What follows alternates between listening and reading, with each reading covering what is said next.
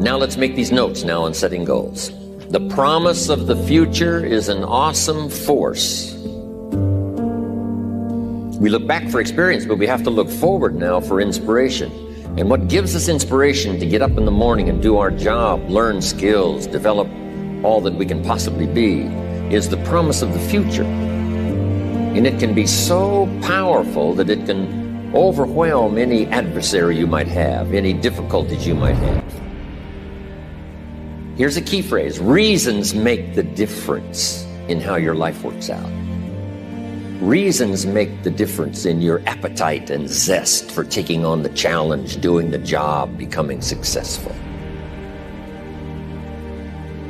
Mr. Scha said, if you have enough reasons, you can do the most incredible things. You can get through the most difficult day.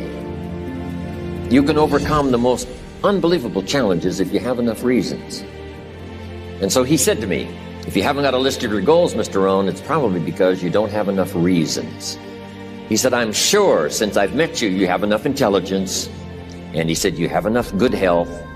And he said, you have, all of those things working for you. But here's what you must work on now, is to have enough reasons.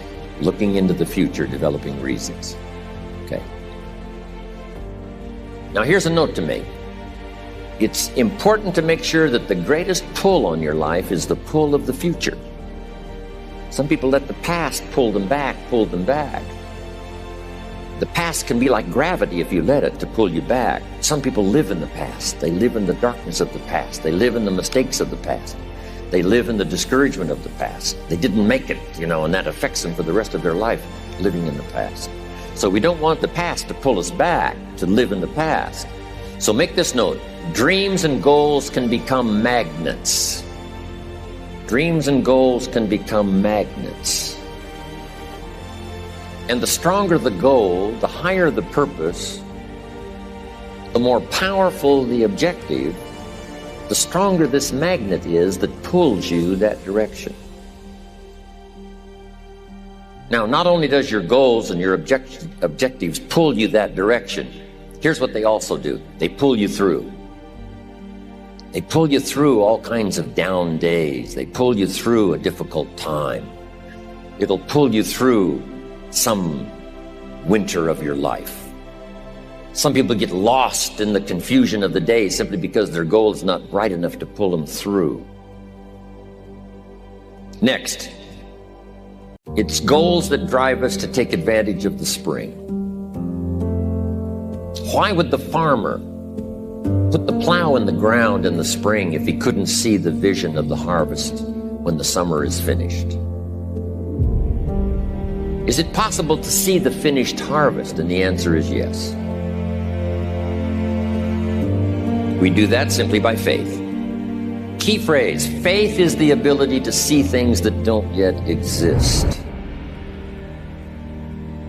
So here's what we want to do in our goal-setting session, is to start looking into the future of what you would like to accomplish, and where you would like to go, the person you would like to be, and see if you can't get a better picture of the finished objective. See yourself there. See yourself in possession of. There's nothing you can do about the past, but you can do a great deal about your future. You don't have to be the same person you were yesterday.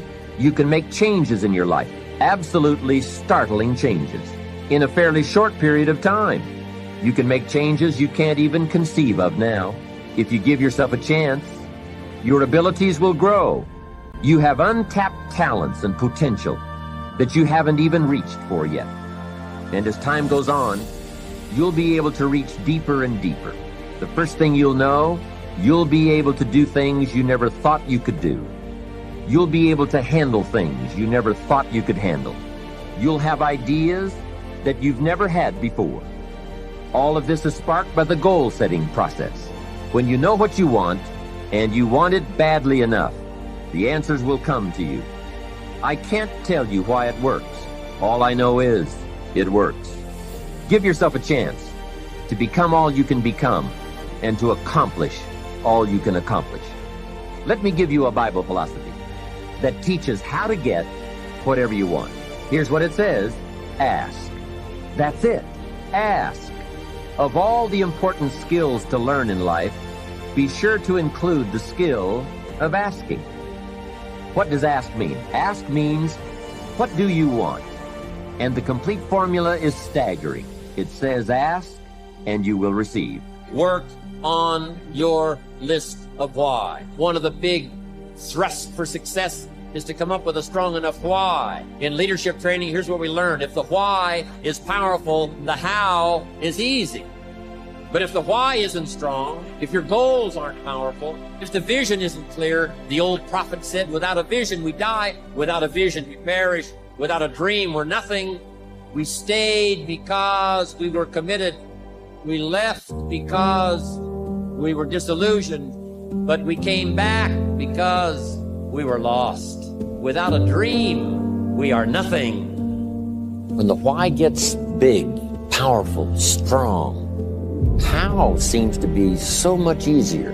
Without a strong enough why, the how seems to be too difficult almost to accomplish.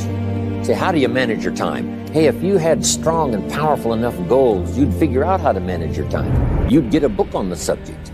You'd do something to manage your time if it was worth it. If it's not worth it, why would you bother studying the art of managing your time if it really doesn't matter? But if it really mattered in the accomplishment of your goals and why you wish to accomplish them, see, you can do anything.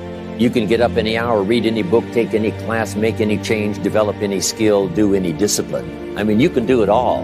When this how and the why, or when the why starts to grow, the how gets simple. Maybe one of your goals was to have $1 million home on the hill overlooking Snake River Valley. Okay, that'd be a good goal, $1 million home. Here's the next question. What for? What for? A house is a house is a house with bricks and wood and walls and roof. The key, yes, $1 million home, that'd be wonderful, but what for? So now jot this down.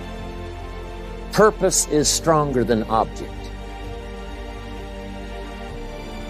The object would be the house, and that'll pull. That's a worthy goal to go for, the object of the house. But here's a stronger goal, the purpose for the $1 million home. So if you got that line, it's one of my best for the whole day. Purpose is stronger than object. It's okay to have plenty of objects to go for on your goal list. But always keep asking yourself the question, and sometimes it's good to just write it out. Here's why I want this money. Here's why I want this place. Here's why. And you start developing those reasons. And I'm telling you now, this starts to become incredibly powerful. Okay. Now, here's the next exercise. I want you to look now at the whole list that you've written and the exercises we've done. Now I want you to answer this question. What kind of person must I become to achieve all I want? Now we've got two things working. What you become helps you to achieve, and what you achieve helps you to become. And the more you become, the more you can achieve, and the more you achieve, the more you can become. Who knows which affects the other the most? Your concept of the person you think you must become to achieve what you want. This is time for a little truth here. Maybe you need to become much wiser than you are at the moment. You need to become stronger. You need to have better health. Maybe you need a little coaching to really become the person I want to become. I'm going to have some coaching.